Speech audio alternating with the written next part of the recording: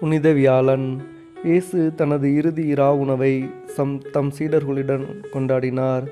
அந்த இரவில் நடந்த 3 முக்கியமான நிகழ்வுகள் நம் வாழ்வுக்கு ஆழமான அர்த்தத்தை தருகின்றன. அன்பின் பணிவு.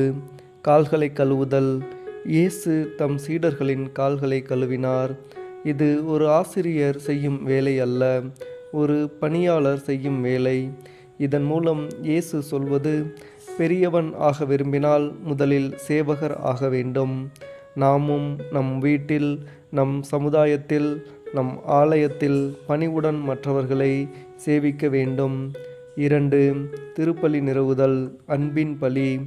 அந்த இறுதி இரா உணவில் இயேசு அப்பமும் திராட்சை ரசமும் எடுத்து, இது என் உடல், இது என் இரத்தம் என்று கூறினார்.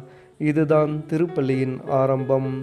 இது நமக்கு நினைவூட்டுவது, இயேசு தினமும் நமக்காக தன்னை அர்ப்பணிக்கிறார். நாம் அவருடன் ஒன்றாக இருக்க அழைக்கப்படுகின்றோம். 3. அன்பின் கட்டளை. புதிய கட்டளை. நான் உங்களை அன்பு செய்தது போல நீங்களும் ஒருவரை மற்றவர் அன்பு செய்யுங்கள். இது ஒரு சாதாரண கட்டளை அல்ல, இது இயேசுவின் இதயத்தின் ஆழமான அழைப்பு. நம் அன்பு மன்னிக்கும் அன்பாக இருக்க வேண்டும், தியாகம் செய்யும் அன்பாக இருக்க வேண்டும். வாழ்க்கைக்கான அழைப்பு. அகந்தையை விட்டுவிட்டு பணிவுடன் வாழுங்கள். திருப்பலியின் மதிப்பை உணருங்கள்.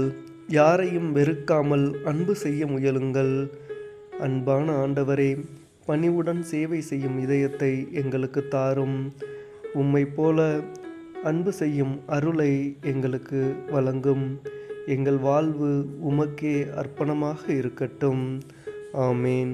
தந்தை, மகன், தூய ஆவியின் பெயராலே ஆமேன்.